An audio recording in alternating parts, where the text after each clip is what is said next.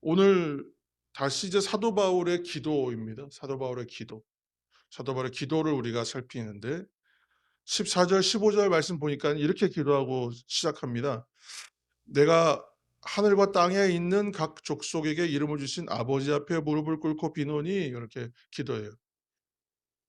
이름을 주신 아버지 앞에 기도하고 있다. 그렇게 기도하잖아요. 그러니까 이름을 줄 수 있다는 것, 준다는 것은 아무나 이름 지어 주는 거 아니죠. 그렇죠? 창조주이시고 만드신 분, 또 아버지이시기 때문에 할 수 있는 거예요. 그래서 하나님이 온 땅의 주인이시고 창조주가 되신다. 그리고 그 하나님이 우리의 아버지가 되신다. 그러니까 하나님이 나의 아버지가 되시니까 온 땅을 지으신 분이, 그러니까 무엇이든지 구할 수 있다. 네, 그렇게 지금 기도하고 있는 것입니다. 오늘날 이 땅에 있게 하시고 살아가게 하신 우리 하나님 아버지께 기도하고 있는 내용입니다. 그래서 이 기도가 먼저는 우리와 우리의 하나님 아버지와를 연결시키는 통로잖아요. 연결되게 하시는 것이 바로 기도죠. 그런데 우리가 에베소서 읽으면서 발견하는 것은 뭐냐면, 주님께서 하시는 것은 막힌 것을 다 허물어서 하나 되게 하시고 연결되게 하시고 연합되게 하시는 일이고, 마귀가 하는 일은 뭐라 그러냐면 계속해서 이거 못하게 한다. 단절하고 끊어지게 한다 그랬습니다. 그러니까 우리를 존재하게 하신 하나님과 우리는 연결돼야 하고, 마귀가 하는 일은 뭐겠어요? 존재하게 하신 하나님과 어떻게든 연결되지 않게 하는, 그게 그의 일이에요. 그러니까 하나님 그리고 나서 하는 일은 뭐냐면 그 하나님의 자리를 자기가 대체하여 자기가 차지하겠다는 거예요. 그래서 오늘날 공중권세 잡은 자, 대표적으로 공중권세 잡은 자, 그렇게 그를 표현하죠. 오늘날 대표적인 권세와 힘은, 영향력은 뭐라고 얘기하냐면 미디어를 대표적으로 씁니다. 그래서 어느 시대에나 제가 뭐 중고등학교 청소년 청년 시기에는 뭐 음악적인 요소들을 가지고 그게 이제 사탄의 도구다 막 이렇게 하는 얘기들이 많았고, 오늘날은 미디어다라고 얘기합니다. 왜냐하면 미디어의 영향이 너무 크기 때문에. 그래서 미디어는 유용한 도구라는 것은 뭐 누구나 알고 있어요. 너무나 유용한 도구인 건 맞아요. 그러나 지나치면 모든 것은 독이 된다는 것입니다. 오늘날 현대인들이 아침에 눈 뜨면서 제일 먼저 찾는 게 뭐냐면 스마트폰. 근데 우리가 생각하는 건 그렇습니다. 오늘 하나님 말씀 우리가 시작하면서 가까이 해야 할 것과, 그러니까 붙잡아야 할 것과 멀리 해야 할 것. 우리는 연결되게 돼야 하고 마귀는 끊어버리려고 한다 그랬잖아요. 근데 여기에서 우리가 해야 될 건 뭐냐면 내가 가까이 해야 될 것, 내가 붙잡아야 될 것, 멀리 해야 될 것, 이거 연결과 단절을 잘 구분하는 것, 잘 선별하는 것, 그 지혜와 능력이다. 어디에서 오느냐? 기도 가운데 주시는 은혜와 능력이라는 것입니다. 오늘 이제 기도에 대해서 잠깐 이야기하면서 성경에 보면 위대한 인물들이 나오는데, 그 인물들의 특별한 모습들을 여러 각도에서 우리가 조명해 볼 수 있지만, 오늘 기도라는 측면에서 바라보면 그들이 탁월한 능력이나 눈에 띄는 재능이 있어서 위대한 인물이 되었는가 하면 그렇지 않다. 그러면 어디에서 그 탁월한 능력이나 눈에 띄는 재능도 아님에도 불구하고 그들이 특별하게 되었는가 봤더니 기도 때문에 그들이 위대해졌다는 겁니다. 기도는 하나님과의 연결이라 했잖아요. 그러니까 하나님과 연결되어 있고 하나님과 함께하는 인생을 사니까 그들이 위대했다는 것이죠. 그래서 모세의 모세 그러면 모세의 중보기도, 야곱은 뭐 약복강가에서의 기도, 한나는 사무엘을 낳게 되는 그 서원의 기도, 또 사무엘은 또 내가 기도를 쉬는 죄를 범치 않겠다 이런 말들을 남겼어요. 그러니까 모두 보면 기도에 관한 어떤 특별하고 아름답고 그런 특징적인 모습을 남겼더라. 기도의 사람, 하나님과 연결되어 동행한 사람. 그래서 그들이 남긴 것은 그러한 기도의 모습들, 하나님과 함께했던 시간들이었다. 이 땅을 살아가며 우리는 인생에 무엇을 남겨야 되겠는가? 다시 한번 생각해 보는 것이죠. 그래서 여러분, 인생 자리마다 기도의 흔적, 기도의 모습 남기게 되기를 그렇게 남기는 인생이 되기를 축복합니다. 하나님 앞에서 이처럼 기도의 사람, 하나님과 연결된 인생이 될 때 우리는 승리할 수 있기 때문에 그렇습니다. 오늘 말씀으로 다시 돌아가서 사도 바울의 기도에서 발견하게 되는 오늘 대표적 특징이 무엇인가? 한 가지인데 바울만의 특징적 표현이거든요. 바로 속사람이라는 표현입니다. 이 속사람이라는 단어가 신약 성경에 단 3번 나옵니다. 오늘 에베소서 3장 16절에 한 번 쓰였고 우리가 잘 아는 말씀이 있잖아요. 고린도후서 4장 16절 그죠? 우리가 낙심하지 아니하노니 우리의 겉사람은 낡아지나 우리의 속사람은 날로 새로워지도다 하는 그 고백에서 나오고 또 로마서에 보면 우리의 하나님 마음으로는 하나님 법을 따르고자 원하고 내 육신은 죄의 법을 따르고자 원한다. 이 어울리지 않는 괴리감, 맞지 않는 괴리감 속에서 고민하는 사도 바울이 자신의 참 곤고한 마음을 표현할 때에 로마서에 보면 7장 22절에 내 속사람으로는 하나님의 법을 즐거워하되 그래. 속사람이라고 표현해요. 그러니까 이 사도 바울만의 고유한 표현이에요. 우리는 외면, 내면 이렇게 얘기하잖아요. 근데 사도 바울은 이걸 겉사람, 속사람으로 표현했다는. 하나님과 연결되는 기도를 통해서 우리는 온전해진다. 당연히 강해지는 것이고 당연히 승리하게 되는데 바울은 이것을 뭐라고 표현했냐면 속사람의 강건함, 건강함, 강함 그것으로 표현하고 있다는 거예요. 왜 그 속사람이 중요한가? 먼저는 하나님께서 우리의 뭐 외형을 가꾸시거나 외형을 보시지 않으시잖아요. 하나님께서 우리의 속사람 보시는 거, 중심 보시는 것이죠.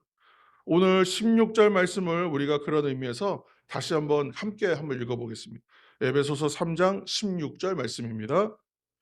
그의 영광의 풍성함을 따라 그의 성령으로 말미암아 너희 속사람을 능력으로 강건하게 하시오며 아멘. 사도 바울이 지금 기도하고 있는 거예요. 우리의 겉모습과 외적인 조건을 중시하는 세상 속에서 살아가기 때문에 우리의 시선과 생각과 사고는 겉사람을 추구하는 것에 치중될 수밖에 없지만 그러나 진정으로 중요한 것은 속사람이라는 것을 기도하면서 밝혀요. 사도 바울이 3년 반 동안 정말 열심히 사역했던 곳 에베소 교회였습니다. 에베소 장로들과 밀레도에서 이제 만나서 고별을 설교할 때에 어떻게 표현했냐면 내가 겸손과 눈물로 사역했다 그렇게 고백해요. 그런데 그가 그렇게 애썼던 사역의 목적 또는 사역의 어떤 핵심은 뭐냐면 속사람의 강건함에 있었다는 어떤 뭐 에베소 교회를 잘 만들고 막 교회를 성장시키고 그런 것이 목적이 아니라 그의 목적은 뭐냐면 속사람의 강건함이 있었다. 구약 시대에 북이스라엘의 최전성기가 언제냐면 여로보암 2세 때를 말합니다. 여로보암 2세의 재위 및 통치 기간이 41년이에요. 그러니까 구약 성경에서 남북 이스라엘의 남유다 북이스라엘의 역사를 얘기할 때 그가 선한 왕이었는지 아니었는지를 보통 얘기하는 기준 중에 하나가 얼마나 오랫동안 통치했냐도 보는 거거든요. 그런데 지금 북이스라엘의 여로보암 2세 때 41년이라는 통치는요. 아사 왕이나 뭐 몇 사람 안 돼요. 굉장히 긴 통치 기간이에요. 오랫동안 재위에 있었고 그 당시에 여로보암 2세 때가 가장 큰 북이스라엘로서는 가장 큰 영토를 확보할 뿐만이 아니라 경제적으로도 엄청나게 번영을 이뤄서 국력이 최절정기였습니다. 그러면 40년 넘는 기간 동안에 그 정도의 나라를 부강하게 만들었다면 그에 대해서 좀 평가가 나올 만도 합니다. 그런데 성경에 보면 열왕기하 14장 24절 단 한 줄이에요. 그에 대한 평가는 한 줄밖에 없어요. 14장 24절 말씀 띄워주세요. 제가 읽겠습니다. 여호와 보시기에 악을 행하여 이스라엘로 범죄하게 한 느밧의 아들 여로보암의 모든 죄에서 떠나지 아니하였다. 다른 얘기가 없어요. 그냥 한 줄이에요. 41년 동안 통치하면서 이룩한 엄청난 번영이 있었어요. 엄청난 성공이거든요. 그런데 거기에 대한 평가는 한 줄뿐인 그럼 그 이유가 무엇일까? 하나님은 겉사람의 잘됨과 외적인 성공과 번영을 세상은 크게 볼지 몰라도 하나님은 그거 보지 않으신다는 거예요. 하나님은 그 속사람의 강건함을 보세요. 그러니까 북이스라엘이 외형적으로 크게 번영했지만 정작 속사람은 어때요? 다 무너져 있었다는, 평가할 것이 없더라는. 이제 우리 고린도후서 4장 16절 잘 아시는 말씀 다시 한번 함께 읽어볼까요? 고린도후서 4장 16절. 그러므로 우리가 낙심하지 아니하노니 우리의 겉사람은 낡아지나 우리의 속사람은 날로 새로워지도다. 할렐루야. 아멘. 겉사람은 낡아지지만 우리가 낙심하지 않는다는 거예요. 이유가 무엇이겠어요? 성도의 삶의 본질은 어디에 있습니까? 속사람의 강건함에 있기 때문에 그렇다는 거예요. 겉사람은 세월의 지남에 따라 늙어지는 것입니다. 우연히 저도 사진 정리하다 보면 제가 이게 30대, 20대 이 사진들을 우연히 보게 돼요. 요즘에 구글 같은데 이렇게 보면 업데이트하면서 갑자기 막 옛날 사진들 갖고 와서 이렇게 막 띄워주고 그러더라고요. 그러면 일부러 찾아보지는 않았는데 갑자기 보여요. 우리 애기 태어났을 때도 보여요. 그러면 단 5년, 10년 전만 봐도요, 지금 얼굴하고 달라요. 5년, 10년 전만 봐도 예쁘더라고, 얼굴이. 제가 그냥 제 생각에. 그만큼 우리의 모습은 1년, 5년, 10년, 15년 아무리 관리 잘해도 겉사람은 시간이 지남에 따라 낡아지는 것이. 이 세월을 어떻게 막겠습니까? 그러나 우리가 이것으로 낙심하지 않는다. 왜 그렇습니까? 하나님과 연결된 기도로 살아가는 날마다의 속사람의 새로움이 있기 때문에 그렇다는 거예요. 우리가 잘 아는 요한삼서 1장 2절에 사도 요한이 이야기하는 말씀이 있거든요. 우리가 잘 아는 말씀이에요. 요한삼서 1장 2절 한번 보여주시기 바랍니다. 네, 한번 다 같이 한번 우리 선포하면서 한번 읽겠습니다. 사랑하는 자여, 시작. 사랑하는 자여, 내 영혼이 잘된 같이 내가 범사에 잘되고 강건하기를 내가 간구하노라. 아멘. 이게 사도 요한의 표현이잖아요. 그러니까 이 사도들만의 고유한 표현이 있어요. 그런데 사도 바울은 속사람의 강건함, 속사람이라고 말했는데 지금 사도 요한은 내 영혼이 잘된 같이 이렇게. 그래서 같은 의미라고 생각합니다. 사랑하는 자여 내 영혼이 잘된 같이 핵심은 바울과 동일하게 너의 속사람. 속사람의 강건함이 우리에게도 있어야 된다는 거예요.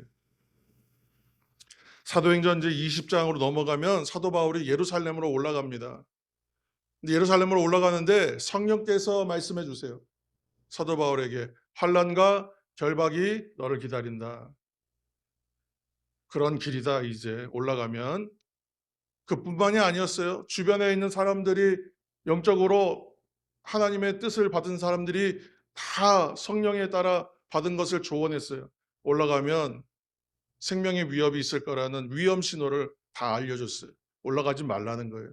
만류했어요. 근데 그럼에도 불구하고 사도 바울이 예루살렘 향해서 갑니다. 나의 달려갈 길, 그 고백을 드리면서 나아가요. 어떻게 그럴 수 있는가? 죽음의 위기와 그런 어려움이 앞에 있다고 해도 갈 수 있는 힘, 환경, 조건, 상황, 감당하는 힘, 어디서 나오는가? 겉사람의 조건에서 나올까요? 속사람의 강함에서 나온다는 겁니다. 시편 27편 1절 말씀입니다. 화면을 보시고 여러분 함께 읽겠습니다. 시편 27편 1절 다윗의 고백입니다. 여호와는 나의 빛이요 나의 구원이시니 내가 누구를 두려워하리요? 여호와는 내 생명의 능력이시니 내가 누구를 무서워하리요? 이게 찬양으로 엄청나게 불렀던 고백이에요. 다윗의 삶은 우리가 아는 대로 위기의 연속이었잖아요. 우리의 인생과 마찬가지죠. 대적이 코앞에 있고 두렵고 힘든 상황 가운데 쓴 시편들이에요. 대부분의 시편. 그럼 시편의 내용은 기도라고 우리가 생각한다면 어떤 기도가 나가냐면 지금 바로 앞에 지금 직면했거든요, 어려움이. 이거 감당해야 되는 문제가 앞에 왔어요. 그러면 "주여 이 문제를 해결해 주옵소서." 이게 당연한 수순이 아니겠습니까? 하나님이 대적을 물리쳐 주시옵소서 당연한 거 아니겠어요? 그런데 시편의 1절이거든요. 1절. 시작하면서 고백하는 거 어떻게 시작하냐면 여호와는 나의 빛이요 나의 구원이시니 내가 누구를 두려워하리요 내가 누구를 무서워하리요 여호와는 내 생명의 능력이죠. 그러니까 바라보는 시각이 달라져요. 우리는 자꾸 시각이 내가 보고 있는 시각이 바뀌는 것으로 얘기했어요. 그것도 맞아요. 그러나 오늘 우리가 속사람이라고 생각하고 보면 겉사람이 보는 시선과 속사람이 보는 시선이 다르구나라는 거예요. 속사람으로 바라보는 거예요. 속사람으로 밖을 향하여 보는 거예요. 주님께서 우리를 에클레시아라 그러죠. 불러내셨다 그랬어요. 끌어내시는 거거든요. 갇혀 있고 닫혀 있던 것들을 열어 주시는 거예요. 해방시키시는 거예요. 그게 구원이에요. 하나님께서 우리에게 속사람의 강건함을 주시는 것은 그것으로 보라는 거예요. 속사람으로 보면 전혀 다른 관점과 전혀 다른 삶이 우리 가운데 있다는 것을 우리가 알게 되지 않습니까? 다윗은 위기에 대처하는 시각이 전혀 다르더라.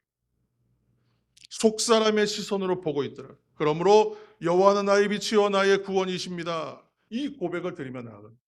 그러니까 내가 무섭지 않습니다. 두렵지 않습니다. 이렇게 말하고 무섭지 않고 두렵지 않았을 거예요. 무섭고 두려우니까 기도했을 거예요. 근데 기도하니까 속사람의 고백이 터져 나와요. 하나님이 얼마나 아름답게 보시겠어요. 속사람의 강건함을 중심을 보시는 분 주님과 하나님과 연결되니까 이런 고백이 나오죠. 우리 겉사람은 상황의 지배를 받습니다. 이거 어쩔 수가 없습니다. 조건의 영향을 받습니다. 우리의 몸도 그렇잖아요. 여러분 20대와는 전혀 다른 몸이란 말이에요. 운동신경도 그렇고 기능이 다 떨어집니다. 왜 조건에 우리가 영향받지 않겠어요? 영향받죠. 겉사람은 상황의 지배를 받는 게 당연한 거예요. 대적들이 압박해 오면요 두려울 수밖에 없는 거예요. 압박감을 느낀다고요. 그러나 다윗의 속사람은 지금 누구의 지배를 받습니까? 하나님의 지배를 받아요. 무서워요, 두려워요. 그런데 내가 누구를 두려워하리요? 믿지 않는 사람이 보면 말도 안 되는 이야기예요. 다윗도 이처럼 속사람이 강한 사람이었다. 강건한 사람이었다. 오늘 사도 바울도 사도 요한도 다윗도 모두 속사람이 강한 사람들이었다. 늘 깨어 있는 기도는 날마다 우리의 속사람을 새롭게 합니다. 강하게 해 주시는 거예요. 여러분 기도로 날마다 속사람이 강건해지는 우리 성도 여러분 되기를 예수님 이름으로 축복합니다. 에베소서 3장 17절 말씀입니다. 믿음으로 말미암아 그리스도께서 너희 마음에 계시게 하시옵고 너희가 사랑 가운데서 뿌리가 박히고 터가 굳어져서 아멘 그랬어요. 속사람이 강건함이 있을 때 속사람이 강건해지면 우리가 예수님 영접하여 모실 수가 있어요. 속사람이 자꾸만 강해져야 돼. 속사람이 건강해야 돼. 그래야 예수님 영접할 수 있어요. 예수님을 영접함으로 인하여 속사람은 시작됐어요. 강건함이. 그러나 속사람의 강건함을 위해서는 거듭하여 계속하여 예수님 영접해야 됩니다. 강건해야만 속사람이 건강해야만 계속 예수님 요청하고 예수님 나를 다스려 주시옵소서 내 주인 되어 주시옵소서 하는 것이죠. 그렇지 않으면 속사람이 약해지면 어떻게 되겠어요? 내가 주인 되려고 하겠죠. 그러니까 오늘 이제 말씀 가운데 무엇이라고 얘기합니까? 믿음으로 말미암아 이 믿음은 은혜로 시작된 것이죠. 믿음으로 말미암아 그리스도께서 너희 마음에 계시게 하시옵고 마음에 계시게 하라는 거예요. 이것도 내가 할 수 있는 게 아니에요. 속사람의 강건함은 하나님과 연결되는 기도를 통하여 은혜를 통하여 이루어지는 일입니다. 그렇게 하면 어떻게 돼요? 사랑 가운데 뿌리가 박히고 터가 굳어진다.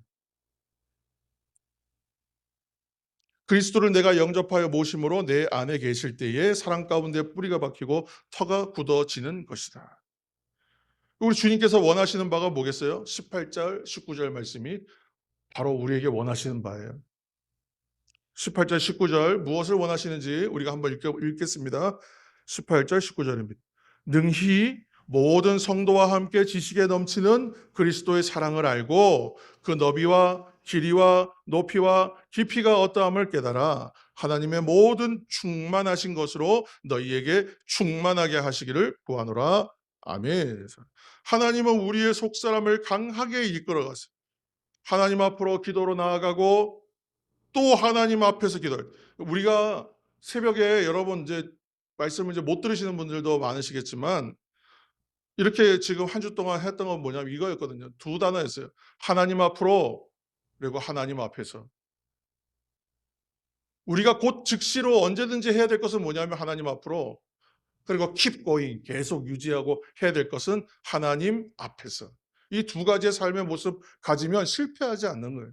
이 속사람의 강건함 다 연결되어 있는 이야기입니다. 하나님이 우리의 속사람을 강하게 이끄시는데 하나님 앞으로 기도하며 나아가요. 그리고 하나님 앞에서 계속 기도하는. 그러면 하나님께서 누굴 보내시는? 성령을 보내주신. 그러면 오늘도 허물로 또 죄로 죽었던 우리들이 그 죄와 사망의 자리에서 다시 일으켜지고 다시 새롭게 일어난.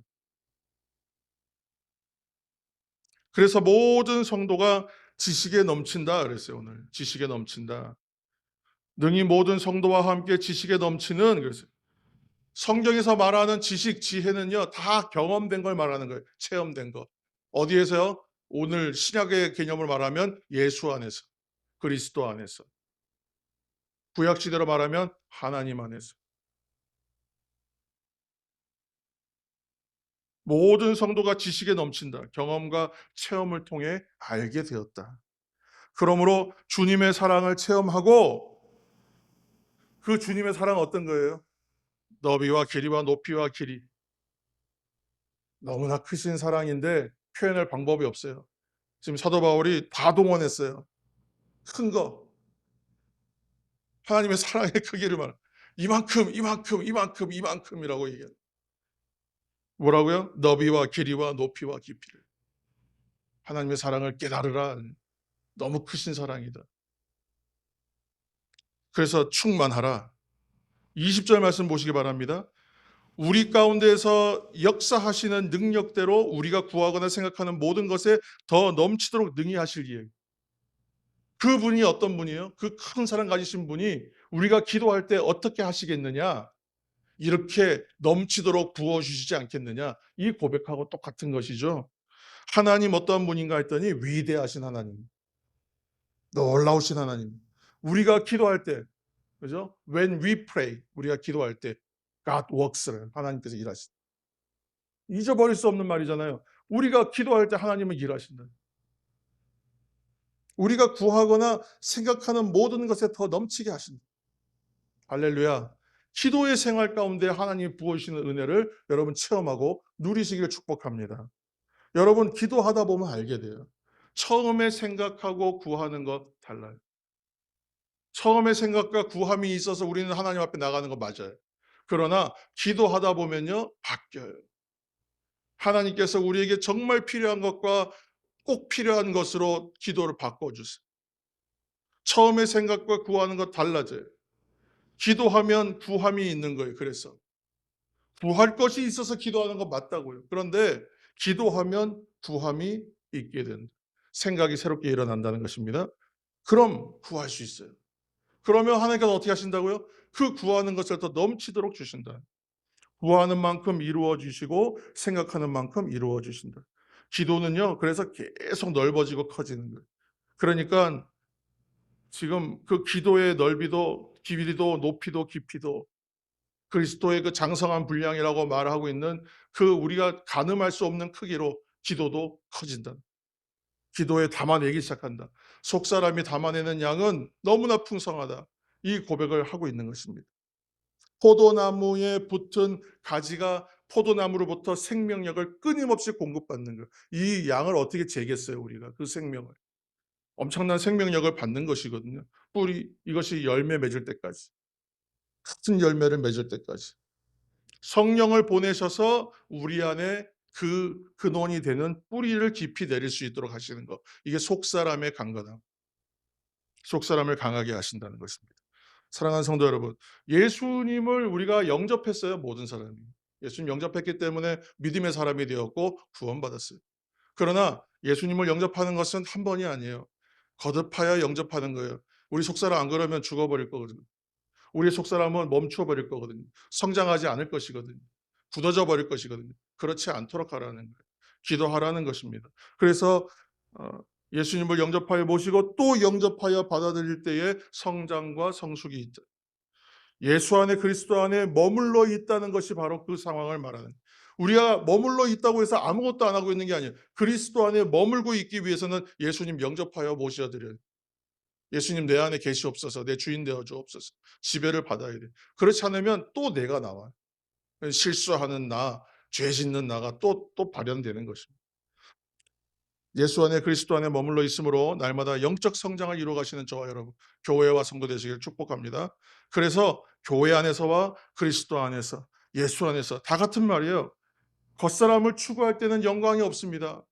우리가 영광을 맛본다는 것은 겉사람을 추구할 때는 없어요. 속사람을 추구할 때 영광이 가득한 성도요 교회가 되는 것입니다. 인생이 되는 것입니다.